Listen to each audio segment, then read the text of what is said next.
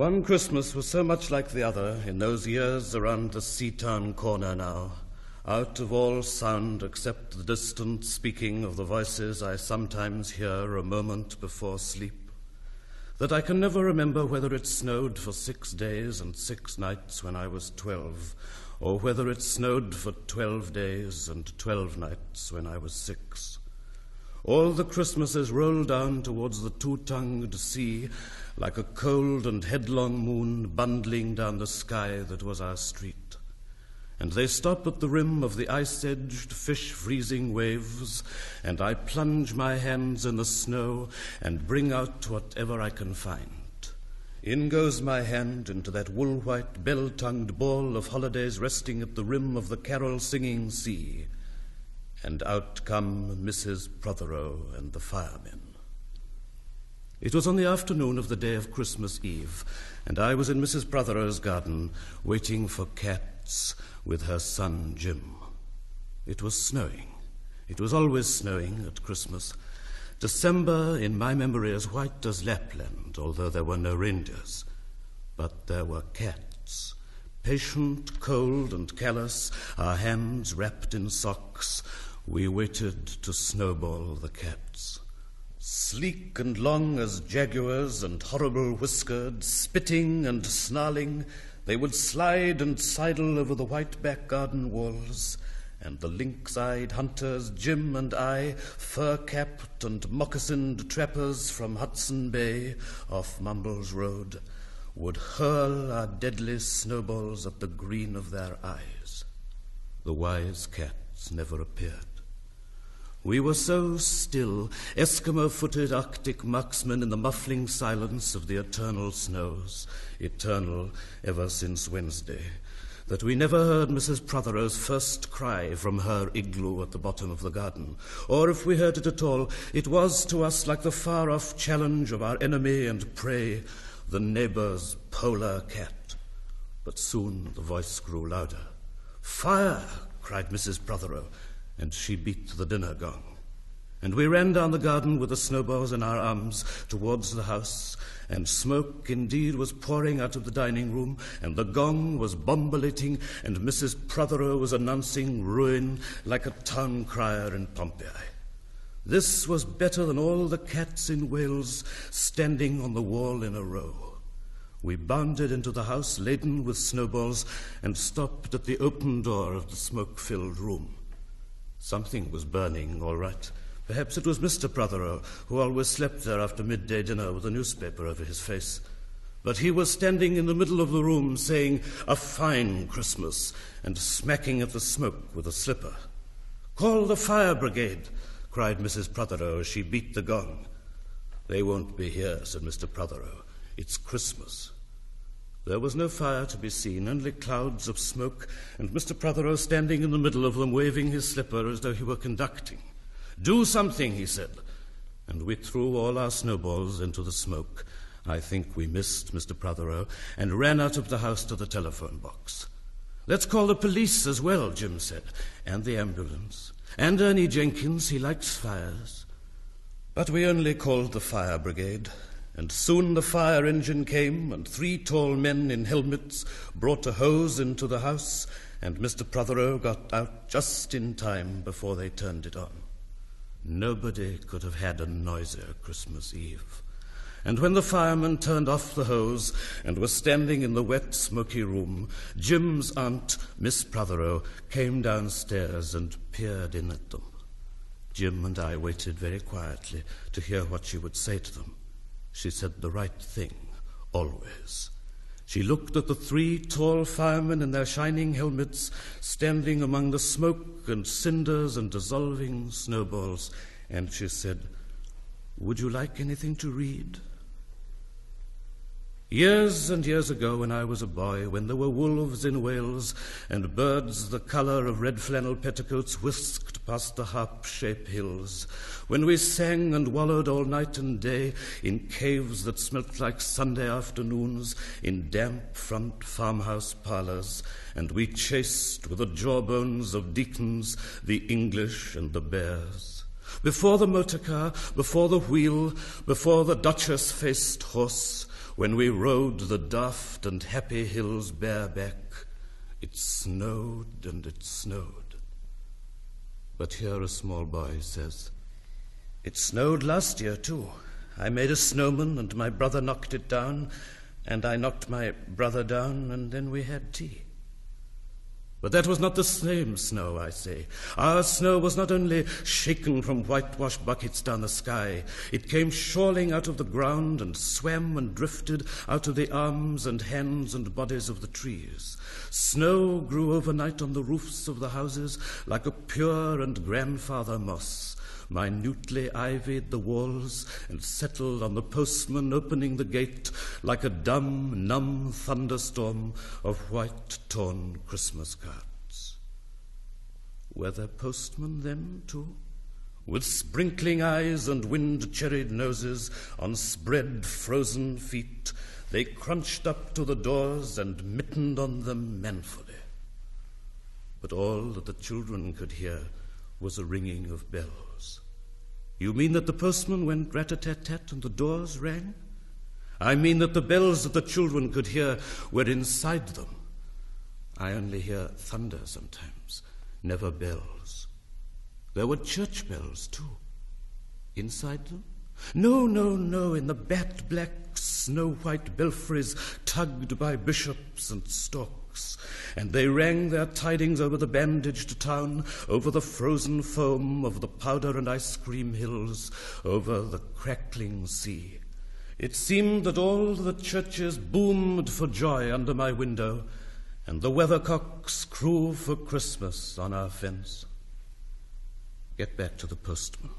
They were just ordinary postmen, fond of walking and dogs and Christmas and the snow. They knocked on the doors with blue knuckles.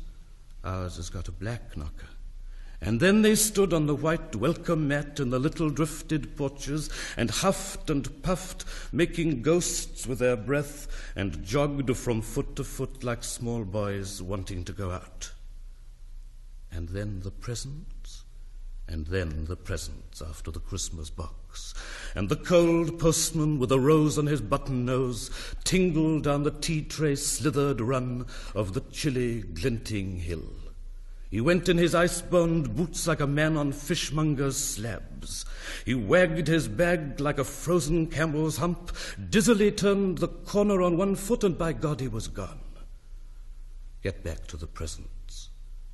There were the useful presents, engulfing mufflers of the old coach days and mittens made for giant sloths, zebra scarves of a substance like silky gum that could be tug-o-war down to the galoshes, blinding tam-o'-shanters like patchwork tea cozies, and bunny-suited busbies and balaclavas for victims of head-shrinking tribes.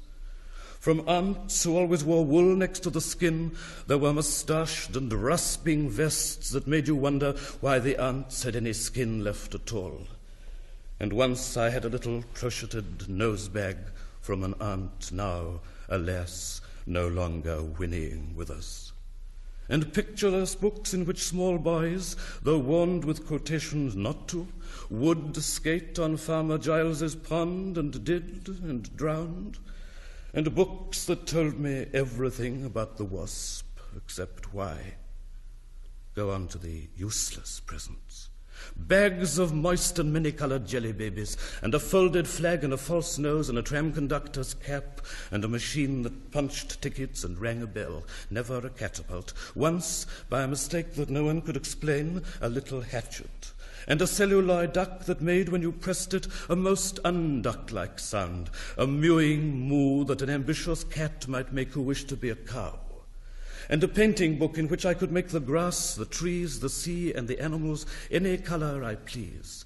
And still the dazzling sky-blue sheep are grazing in the red field under the rainbow-billed and pea-green birds.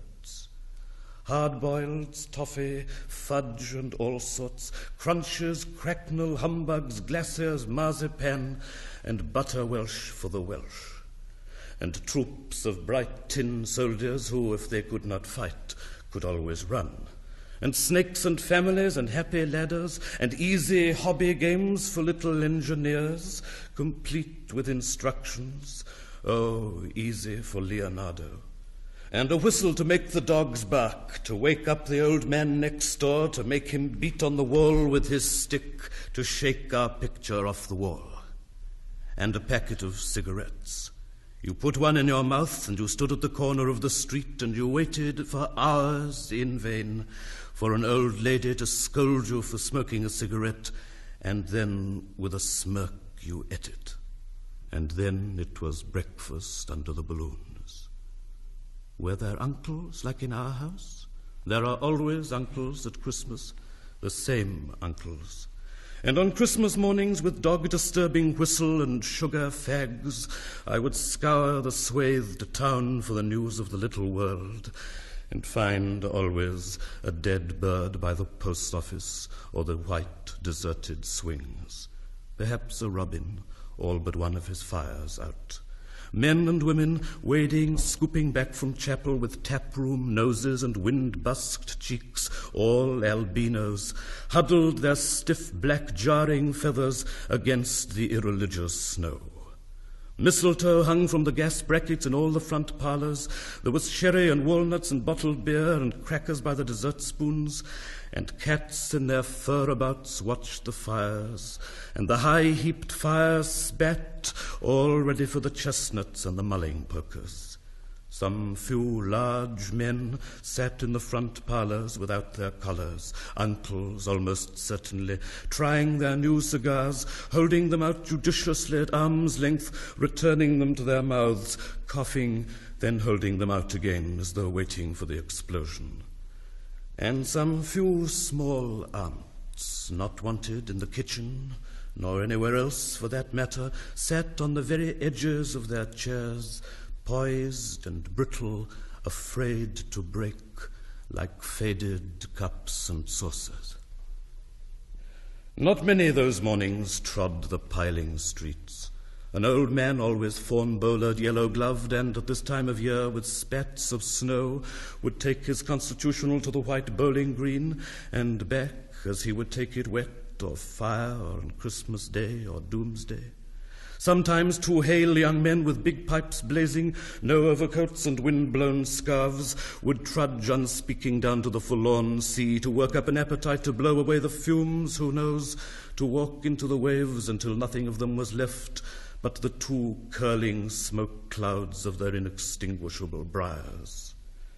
Then I would be slap-dashing home, the gravy smell of the dinners of others, the bird smell, the brandy, the pudding and mince coiling up to my nostrils, when out of a snow-clogged side lane would come a boy the spit of myself, with a pink-tipped cigarette and the violet past of a black eye, cocky as a bullfinch, leering all to himself.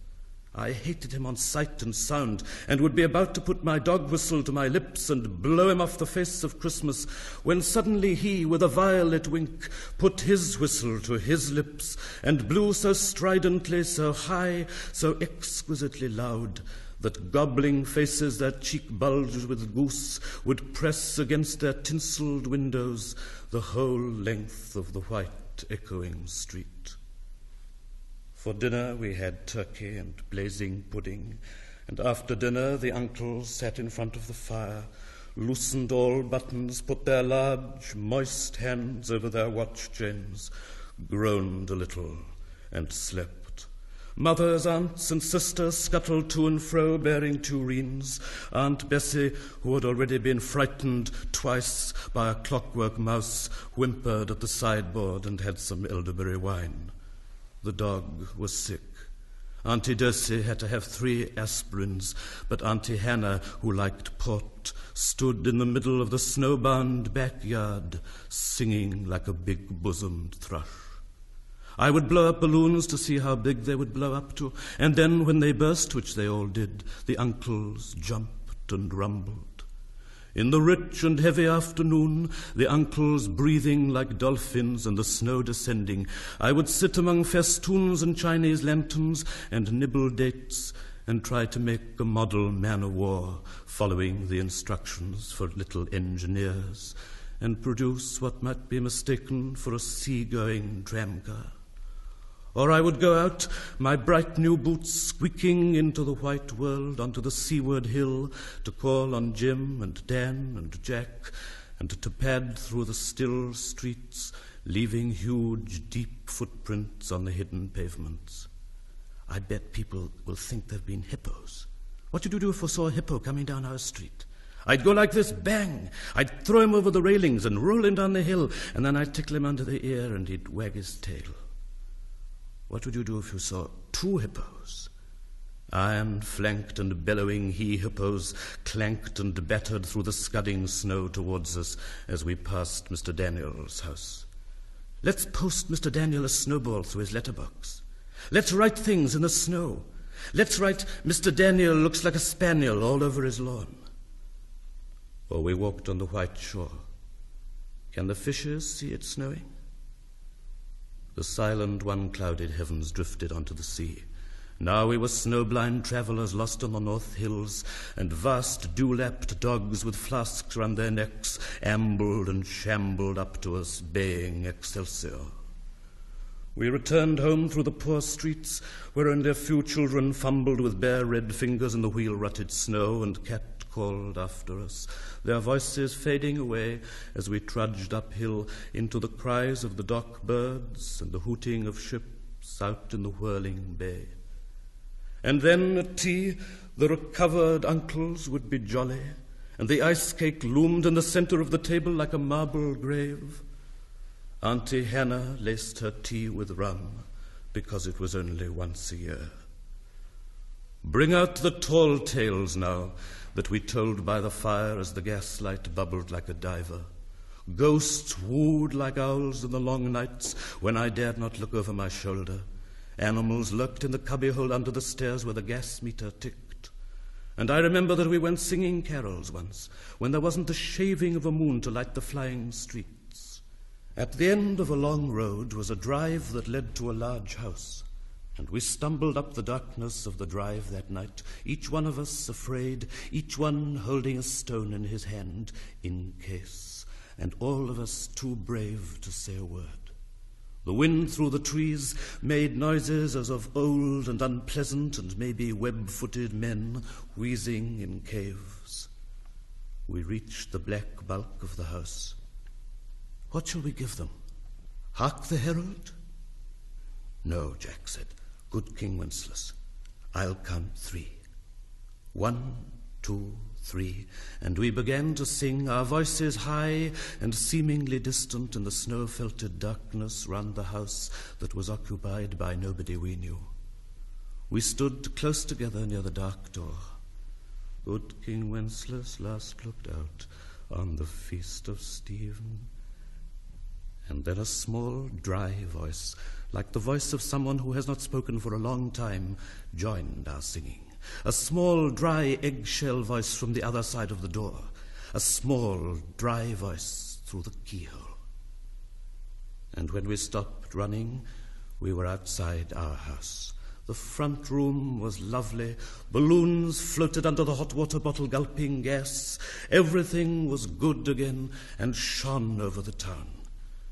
Perhaps it was a ghost, Jim said.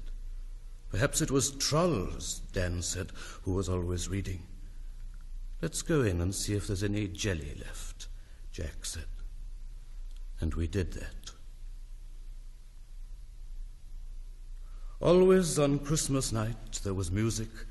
An uncle played the fiddle, a cousin sang Cherry Ripe, and another uncle sang Drake's drum. It was very warm in the little house. Auntie Hannah, who had got onto the parsnip wine, sang a song about bleeding hearts and death, and then another in which she said her heart was like a bird's nest. And then everybody laughed again, and then I went to bed. Looking through my bedroom window out into the moonlight and the unending smoke-colored snow, I could see the lights in the windows of all the other houses on our hill, and hear the music rising from them up the long, steadily falling night. I turned the gas down. I got into bed. I said some words to the close and holy darkness, and then I slept.